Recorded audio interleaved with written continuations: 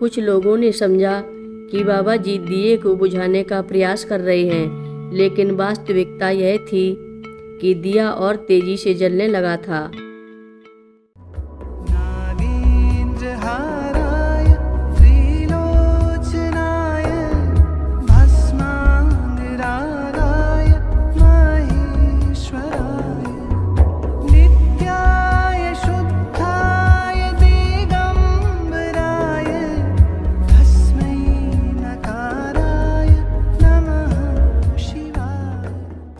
रक्षा सूत्र चैनल पर सभी भक्तों का स्वागत है। हम सभी भक्तों को महाराज जी की अद्भुत पावन कथाएं सुनाने जा रहे हैं। कृपया सभी भक्त ध्यान से सुने। बाबा जी ने आर्सेनिक पाउडर खाया। LSD खाने का जिक्र तो पहले किया जा चुका है। बाबा जी ने एक मुट्ठी आर्सेनिक पाउडर भी फाँक लिया। यह घटना जब हुई उस समय अमेरिका में अंतर्राष्ट्रीय योग विज्ञान और दर्शन संस्थान के अध्यक्ष भारतीय संत श्री स्वामी राम भी उनके साथ थे। उन्होंने अपनी पुस्तक बिलिंग विद हिमालयन मास्टर्स में लिखा है कि एक बार नैनीताल में अंग्रेजी दवाओं का दुकानदार आर्सेनिक पाउडर लेकर तल्लीताल से मल्लीताल जा रहा था। रास्ते में उसे बाबा जी मिल गए। उसने बाबा जी को नमन किया। बाबा जी ने कहा, हमें भूख लगी है, तू क्या लिए जा रहा है? उसने उत्तर दिया, इसमें आर्सेनिक पाउडर है, मैं आपके लिए भोजन ला रहा हूँ। यह कहना था कि बाबा जी ने उससे आर्सेनिक पाउडर का थैला छीन लिया और उसमें से एक मुट्ठी पाउडर निकाल कर फाँक गए। इसके ऊपर से एक गिलास पानी भी पी गए। दुकानदार घबरा गया कि बाबा जी का जीवित रहना संभव नहीं है, लेकिन उसने तब आश्चर्यचकित होकर राहत की सांस ली जब बाबा जी की स्थिति सामान्य बनी रही। उनके अंदर जरा भी बदलाव नहीं आया था। इसी प्रकार बाबा जी ने एक साधु से ज़्यादा मात्रा में शंखिया खा लिया था और वे बिल्कुल सामान्य थे। महाराज जी का जल और वायु तत्व पर भी पूरा अधिकार था। नैनीताल में हनुमान जी की मूर्ति की प्रतिष्ठा हो रही थी।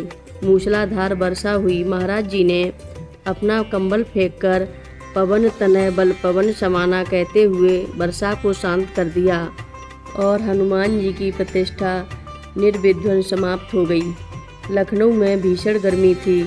बाबा जी के एक भक्त केहर सिंह गर्मी की वजह से सो नहीं पा रहे थे। अचानक शीतल हवा चलने लगी। मौसम नैनीताल और मंसूरी की तरह हो गया। केहर सिंह ने भरपूर निंद्रा ली।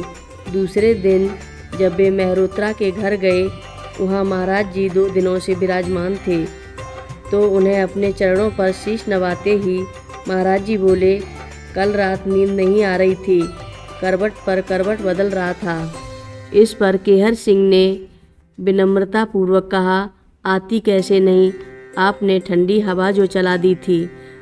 महाराज जी उन्मुक्त होकर जोर से हंस पड़े।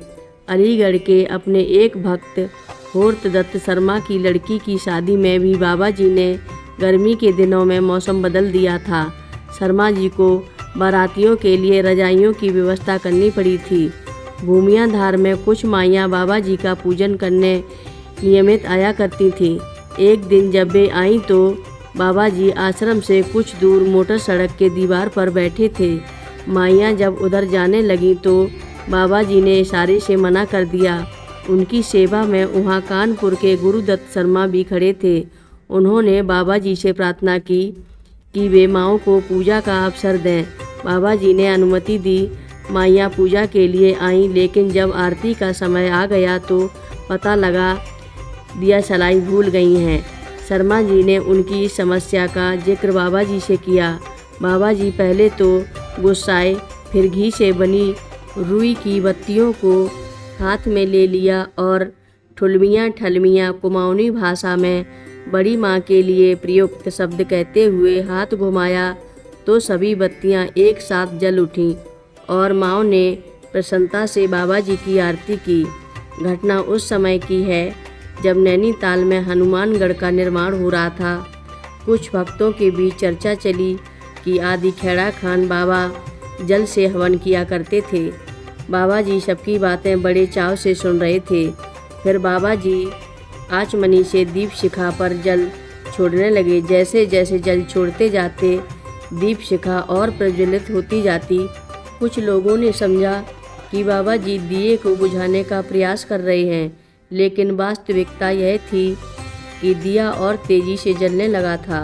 हर रोज़ महाराज जी की कथाएं सुनने के लिए रक्षा सूत्र चैनल को अवश्य सब्सक्राइब करें, शेयर करें और लाइक करें। घंटी बजाना ना भूलें। कमेंट बॉक्स में लिख भेजें, जय नीम करोरी बाबा जी महाराज। बोलो नीम करोरी बाबा जी महाराज की जय बोलो।